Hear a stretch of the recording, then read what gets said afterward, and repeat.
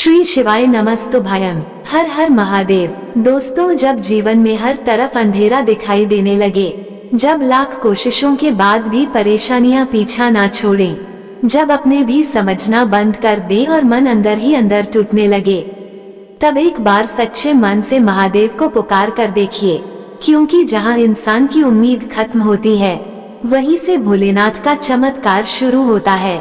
जय माता दी। दोस्तों, भोलेनाथ की असीम कृपा आप और आपके पूरे परिवार पर हमेशा बनी रहे। आज की इस बेहद खास वीडियो में मैं आपको बताने वाली हूँ एक ऐसे चमत्कारी व्रत के बारे में, जिसे करने से जीवन की बड़ी से बड़ी परेशानियां भी धीरे धीरे समाप्त होने लगती हैं, रुके हुए काम बनने लगते हैं, बंद किस्मत के दरवाजे खुलने लगते हैं और भक्त की हर मनोकामना पूरी होने लगती है। दोस्तों, मैं बात कर रही हूँ पशुपति व्रत की, भगवान शिव के उस दिव्य और चमत्कारी स्वरूप की, जिन्हें संसार का पालनहार और अपने भक्तों के हर दुख को हर लेने वाला माना जाता है। कहा जाता है कि जो भक्त पूरी श्रद्धा और विश्वास से पशुपति व्रत करता है, महादेव उसके जीवन की हर बाधा को दूर करने लगते हैं। चाहे विवाह में रुकावट हो, चाहे घर में क्लेश हो, चाहे व्यापार में लगातार नुकसान हो रहा हो, चाहे धन की कमी हो, चाहे संतान प्राप्ति में बाधा आ रही हो, या फिर कोई ऐसी परेशानी जो इंसान किसी को बता भी ना पा रहा हो, भोलेनाथ अपने भक्त की हर पुकार सुनते हैं। दोस्तों, कई बार इंसान बाहर से तो मुस्कुराता रहता है, लेकिन अंदर ही अंदर पूरी तरह टूट चुका होता है। रातों की नींद खत्म हो जाती है, मन हमेशा चिंता और डर में डूबा रहता है। हर समय यही लगता है कि आखिर मेरी परेशानी कब खत्म होगी।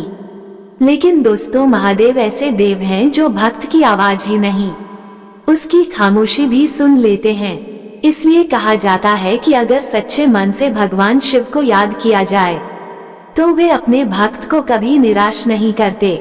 जिस भक्त के सिर पर महादेव का हाथ होता है, उसकी किस्मत का फैसला खुद समय बदल देता है। दोस्तों, पशुपति व्रत कोई साधारण व्रत नहीं माना जाता। ये भगवान शिव की विशेष कृपा प्राप्त करने वाला अत्यंत प्रभावशाली व्रत माना गया है। इस व्रत की सबसे खास बात यह है कि इसमें दिखावे की नहीं बल्कि सच्ची भक्ति और पूर्ण समर्पण की आवश्यकता होती है। महादेव को धन दौलत नहीं चाहिए, उन्हें चाहिए भक्त का विश्वास, उसकी श्रद्धा, उसका प्रेम। अगर आप पूरी श्रद्धा से ये व्रत करते हैं तो धीरे धीरे जीवन में सकारात्मक बदलाव आने लगते हैं।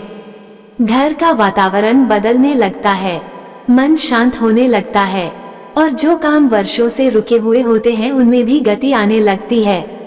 दोस्तों, ऐसा कहा जाता है कि पशुपति व्रत करने वाले भक्त के जीवन से नकारात्मक शक्तियां दूर होने लगती हैं, भय समाप्त होने लगता है और इंसान के अंदर एक नई शक्ति जागृत होने लगती है। क्योंकि जब महादेव साथ हों तो फिर किसी बात का डर नहीं रहता। महादेव के दरबार में देर हो सकती है, लेकिन भक्त की पुकार कभी अनसुनी नहीं होती। दोस्तों, कई भक्तों ने अपने अनुभव में बताया है कि जब उन्होंने पूरी श्रद्धा से पशुपति व्रत किया, तब उनकी जिंदगी में ऐसे बदलाव हुए जिनकी उन्होंने कभी कल्पना भी नहीं की थी। किसी का रुका विवाह हो गया, किसी के घर में सुख शांति लौट आई, किसी का व्यापार चल पड़ा, तो किसी को संतान सुख की प्राप्ति हुई। यही कारण है कि इस व्रत को अत्यंत चमत्कारी और फलदायी माना जाता है। दोस्तों, अगर आप भी जीवन की किसी बड़ी परेशानी से गुजर रहे हैं, अगर आपको लगता है कि हर तरफ से रास्ते बंद हो चुके हैं, अगर मन हमेशा बेचैन रहता है और कोई सहारा दिखाई नहीं देता, तो एक बार सच्चे मन से महादेव की शरण में जाकर पशुपति व्रत जरूर करें। क्योंकि भोलेनाथ जब कृपा बरसाते हैं तो पल भर में किस्मत बदल जाती है। जहां पूरी दुनिया हार मान लेती है, वहां से महादेव अपने भक्त की नई शुरुआत लिखते हैं। दोस्तों, आगे मैं आपको विस्तार से बताऊंगी कि पशुपति व्रत कब शुरू करना चाहिए, कितने सोमवार तक करना चाहिए, इसकी सही पूजा विधि क्या है, कौन कौन से नियमों का पालन करना जरूरी होता है और उद्यापन कैसे किया जाता है। इसलिए वीडियो को अंत तक जरूर देखिए, क्योंकि हो सकता है आज की यह जानकारी आपके जीवन की सबसे महत्वपूर्ण जानकारी साबित हो जाए। और अगर आप सच्चे शिव भक्त हैं तो कमेंट में एक बार जरूर लिखिए। दोस्तों, अब बात करते हैं कि आखिर पशुपति व्रत को शुरू कब करना चाहिए। बहुत से लोगों के मन में यह सवाल रहता है कि क्या इस व्रत को किसी विशेष महीने में ही शुरू किया जा सकता है। क्या इसे सिर्फ सावन में करना चाहिए या फिर शुक्ल पक्ष में ही इसकी शुरुआत करनी चाहिए। तो दोस्तों, आपको बता दूं कि पशुपति व्रत के लिए ऐसा कोई कठोर नियम नहीं बताया गया है, क्योंकि यह व्रत भगवान शिव की शरण में पूरी श्रद्धा और विश्वास के साथ किया जाता है। और महादेव अपने भक्त को कभी इंतजार नहीं करवाते। जब भी भक्त सच्चे मन से उन्हें पुकारता है, भोलेनाथ उसी समय उसकी सहायता के लिए तैयार हो जाते हैं। इसलिए इस व्रत को आप किसी भी महीने से शुरू कर सकते हैं, चाहे शुक्ल पक्ष हो या कृष्ण पक्ष। बस दिन सोमवार का होना चाहिए, क्योंकि सोमवार का दिन भगवान शिव को अत्यंत प्रिय माना गया है। दोस्तों, कई लोग ऐसा सोचते हैं कि अभी परेशानी चल रही है, लेकिन अगले महीने से व्रत शुरू करेंगे या फिर किसी शुभ मुहूर्त का इंतजार करेंगे। लेकिन सच्ची भक्ति में देर नहीं करनी चाहिए, क्योंकि मुसीबत कभी समय देखकर नहीं आती। इसलिए जब भी जीवन में लगे कि अब सिर्फ महादेव ही सहारा हैं, उसी सोमवार से पशुपति व्रत की शुरुआत कर देनी चाहिए। कहा जाता है कि जो भक्त पूरी श्रद्धा से महादेव को याद करता है, भोलेनाथ उसकी पुकार अवश्य सुनते हैं। दोस्तों, भगवान शिव का स्वरूप ही ऐसा है जो अपने भक्तों पर बहुत जल्दी प्रसन्न हो जाते हैं। उन्हें भोलेनाथ इसलिए कहा जाता है क्योंकि वे अपने भक्त की छोटी सी भक्ति से भी प्रसन्न हो जाते हैं। अगर मन सच्चा हो तो महादेव को सिर्फ एक लोटा जल भी अर्पित कर दिया जाए तो वह भी स्वीकार कर लेते हैं। दोस्तों, अब बात करते हैं कि यह व्रत कितने सोमवार तक करना चाहिए। तो माना जाता है कि पशुपति व्रत लगातार 5 सोमवार तक किया जाता है, और इन 5 सोमवारों में पूरी श्रद्धा और नियम के साथ भगवान शिव की पूजा की जाती है। कहा जाता है कि सिर्फ 5 सोमवार के इस व्रत से भी भक्त की बड़ी से बड़ी मनोकामना पूर्ण होने लगती है। कई लोग इस बात पर विश्वास नहीं कर पाते कि सिर्फ 5 व्रत इतने प्रभावशाली कैसे हो सकते हैं। लेकिन दोस्तों, यह महादेव की कृपा का प्रभाव होता है। जहाँ सच्ची श्रद्धा होती है, वहाँ चमत्कार अपने आप होने लगते हैं। दोस्तों, इस व्रत को करते समय सबसे जरूरी बात होती है आपका विश्वास। अगर मन में संदेह होगा तो पूजा का पूरा फल प्राप्त नहीं हो पाता। इसलिए जब भी आप यह व्रत शुरू करें, पूरी तरह भगवान शिव को समर्पित होकर करें।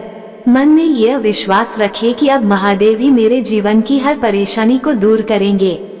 कहा जाता है कि जब भक्त पूरी श्रद्धा से भोलेनाथ को अपना सहारा मान लेता है, तब महादेव भी उसे कभी अकेला नहीं छोड़ते।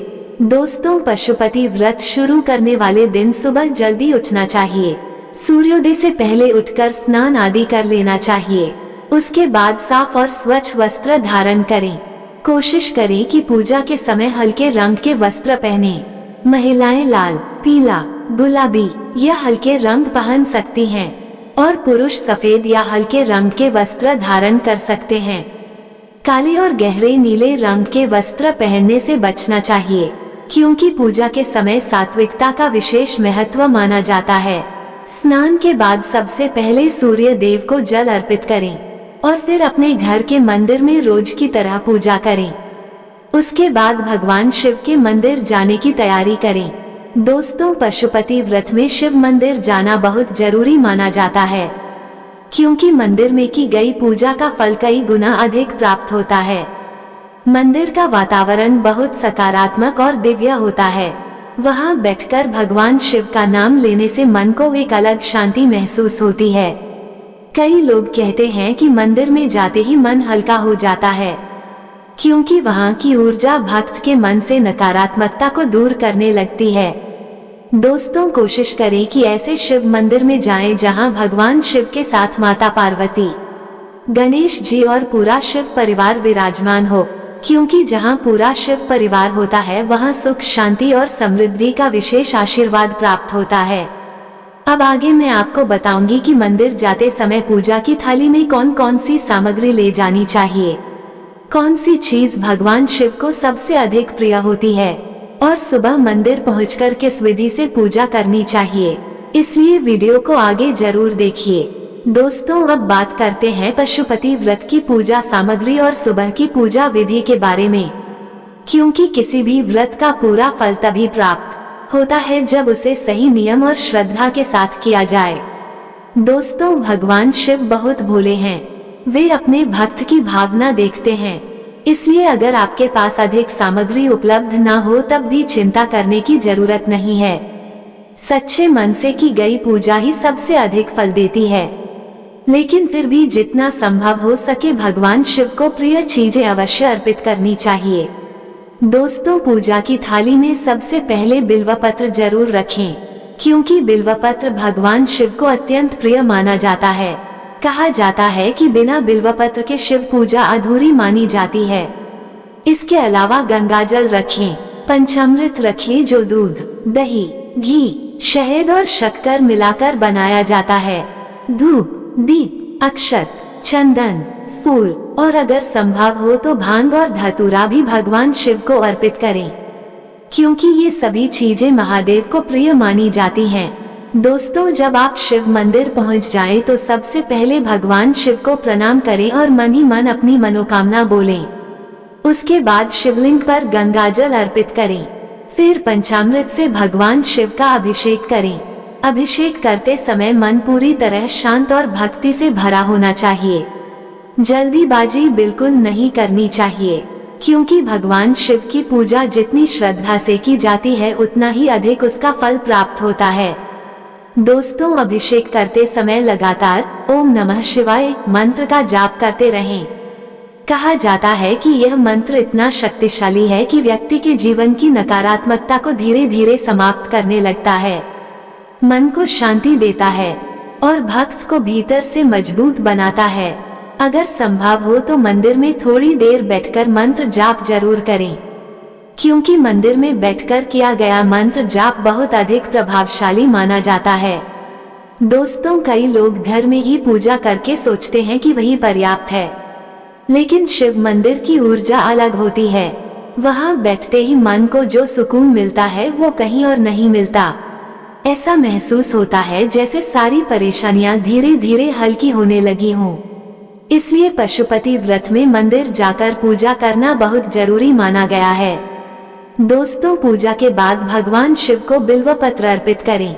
ध्यान रखें कि बिल्वपत्र टूटा हुआ ना हो। साफ और ताज़ा बिल्वपत्र भगवान शिव को चढ़ाना शुभ माना जाता है। बिल्वपत्र चढ़ाते समय भी ओम नमः शिवाय बोलते रहें। कहा जाता है कि हर बार जब भक्त शिवलिंग पर बिल्वपत्र चढ़ाता है तब उसकी एक एक परेशानी धीरे धीरे समाप्त होने लगती है। दोस्तों, पूजा के बाद हाथ जोड़कर भगवान शिव से अपनी मनोकामना कहें, लेकिन एक बात हमेशा याद रखें, भगवान से सिर्फ मांगना ही नहीं चाहिए, उनका धन्यवाद भी करना चाहिए, क्योंकि कई बार हम उन कृपाओं को भूल जाते हैं जो महादेव पहले ही हमें दे चुके होते हैं। दोस्तों, सुबह की पूजा के बाद आपको पूरे दिन व्रत रखना है।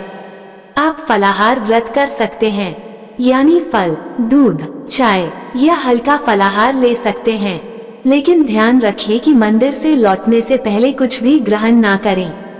पहले भगवान शिव की पूजा पूरी करें, उसके बाद ही फलाहार लें।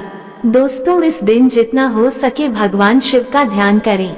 खाली समय में ओम नमः शिवाय मंत्र का जाप करते रहें, क्योंकि पशुपति व्रत में सिर्फ पूजा ही नहीं बल्कि मन की शुद्धता भी बहुत जरूरी मानी जाती है। अगर मन में क्रोध, ईर्ष्या या नकारात्मक विचार होंगे तो पूजा का पूरा फल प्राप्त नहीं हो पाता। इसलिए इस दिन अपने मन को शांत रखें, किसी से विवाद ना करें और जितना हो सके भगवान शिव का स्मरण करते रहें। कहा जाता है कि जो भक्त पूरे विश्वास और समर्पण से पशुपति व्रत करता है, महादेव उसके जीवन से दुख और भय को धीरे धीरे दूर करने लगते हैं। दोस्तों, अब आगे मैं आपको बताऊंगी शाम की प्रदोष काल पूजा के बारे में, जिसमें 5 दीपक जलाने का विशेष महत्व माना जाता है और यही पूजा पशुपति व्रत को अत्यंत चमत्कारी बनाती है। दोस्तों, अब बात करते हैं पशुपति व्रत की सबसे महत्वपूर्ण पूजा यानी शाम की प्रदोष काल पूजा के बारे में। कहा जाता है कि भगवान शिव की पूजा अगर प्रदोष काल में की जाए तो उसका फल कई गुना अधिक प्राप्त होता है, क्योंकि यह समय भगवान शिव को अत्यंत प्रिय माना गया है। मान्यता है कि प्रदोष काल में स्वयं महादेव शिवलिंग में विशेष रूप से विराजमान रहते हैं और उस समय जो भक्त सच्चे मन से उनकी पूजा करता है उसकी मनोकामना बहुत शीघ्र पूरी होने लगती है। दोस्तों, सुबह की पूजा करने के बाद पूरे दिन भगवान शिव का स्मरण करते रहें, ओम नमः शिवाय मंत्र का जाप करते रहें और शाम के समय प्रदोष काल शुरू होने से पहले स्नान करके पुनः साफ और स्वच्छ वस्त्र धारण करें। उसके बाद पूजा की थाली तैयार करें। दोस्तों, शाम की पूजा के लिए आपको 5 दीपक तैयार करने होते हैं। मिट्टी के दीपक हों तो सबसे अच्छा माना जाता है, लेकिन अगर मिट्टी के दीपक उपलब्ध न हो तो आटे के दीपक भी बनाए जा सकते हैं। उन दीपकों में घी डालें और रुई की बत्ती लगाएं। इसके साथ भगवान शिव के लिए कोई भी मीठा प्रसाद बनाएं, जैसे खीर, चूरमा, पंजीरी या कोई भी सात्विक मीठी चीज, क्योंकि महादेव को श्रद्धा से चढ़ाया गया प्रसाद अत्यंत प्रिय होता है।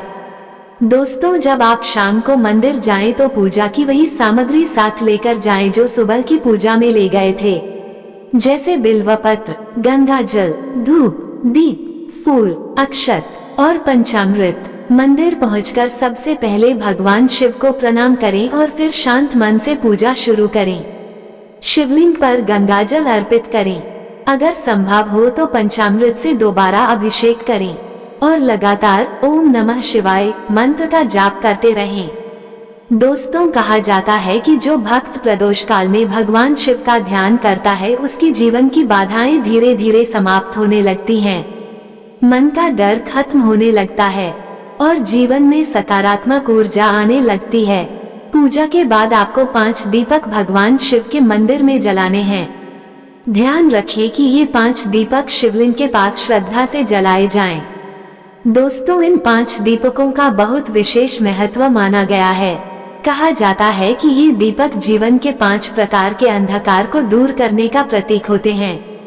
पहला दुख का अंधकार, दूसरा भय का अंधकार, तीसरा रोग और संकट का अंधकार, चौथा दरिद्रता का अंधकार और 5वां नकारात्मक ऊर्जा का अंधकार। इसलिए जब भक्त पूरी श्रद्धा से ये दीपक जलाता है तो महादेव उसके जीवन में प्रकाश भरने लगते हैं। दोस्तों, एक और बात का विशेष ध्यान रखना होता है। जो दीपक आप मंदिर लेकर जाएं उनमें से एक दीपक जलाना नहीं है। उस एक दीपक को अपनी पूजा की थाली में ही रहने देना है।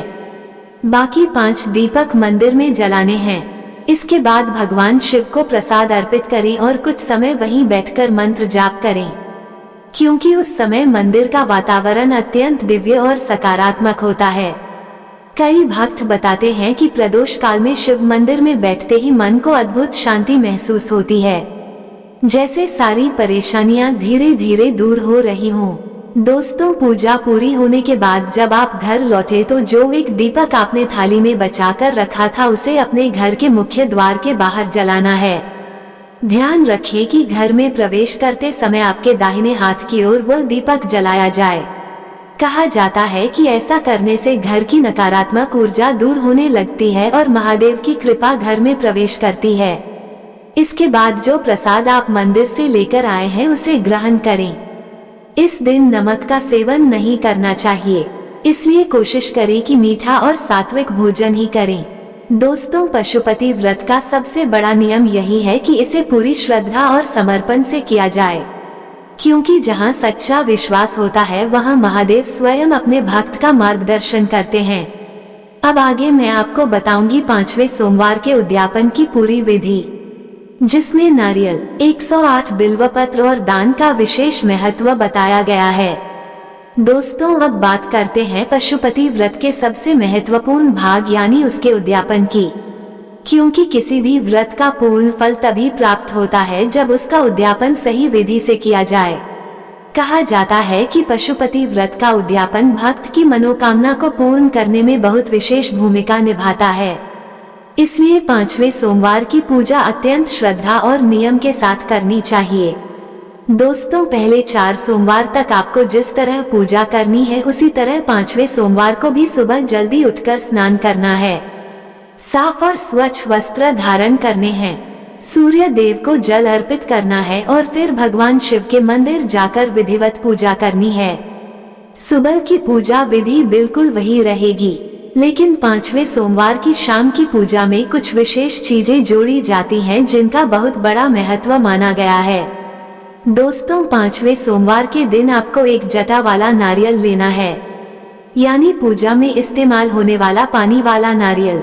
उसके ऊपर 7 बार मौली लपेटनी है। मौली लपेटते समय अपनी मनोकामना मन ही मन बोलनी है और पूरी श्रद्धा से भगवान शिव को याद करना है। कहा जाता है कि इस समय भक्त जो भी सच्चे मन से मांगता है, महादेव उसकी प्रार्थना अवश्य सुनते हैं। दोस्तों, इसके साथ आपको 108 बिल्वपत्र भी भगवान शिव को अर्पित करने होते हैं।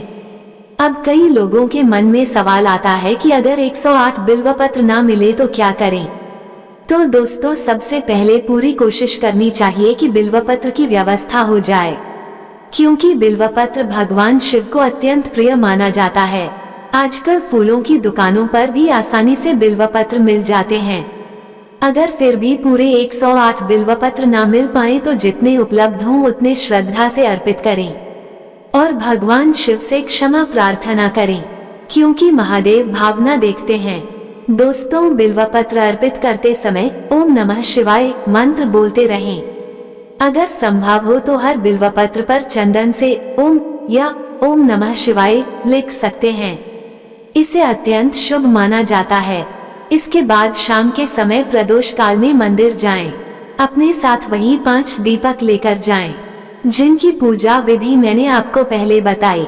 मंदिर पहुंचकर भगवान शिव की विधिवत पूजा करें। गंगाजल और पंचामृत से अभिषेक करें, बिल्वपत्र अर्पित करें और फिर जो नारियल आपने मौली बांधकर तैयार किया था उसे शिव मंदिर में श्रद्धा से रख दें।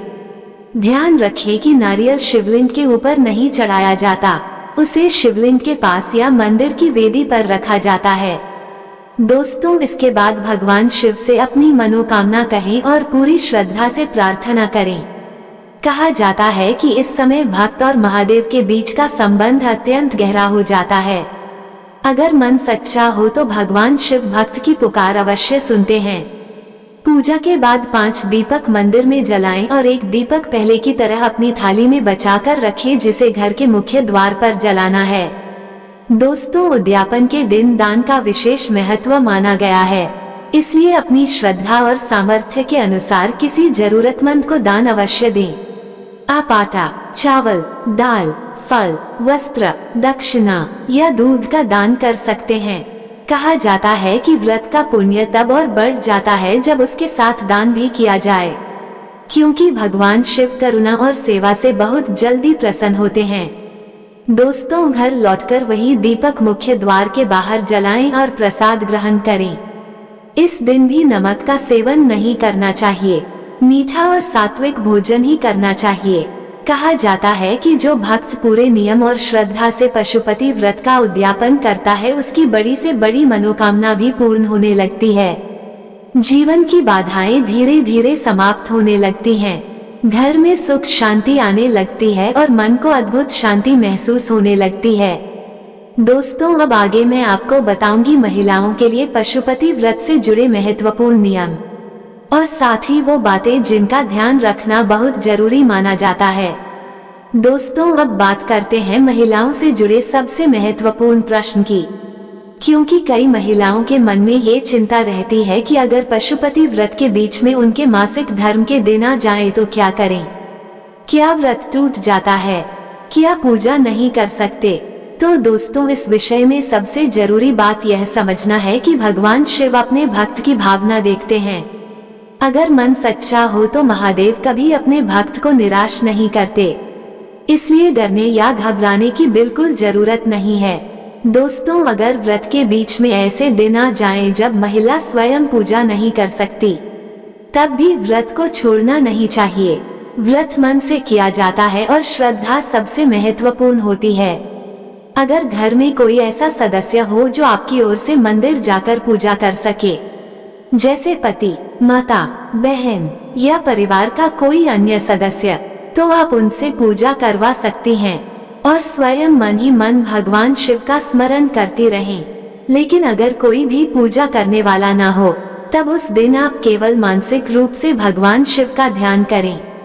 ओम नमः शिवाय मंत्र का जाप करें और व्रत को जारी रखें, क्योंकि महादेव अपने भक्त की परिस्थिति को भली भांति समझते हैं।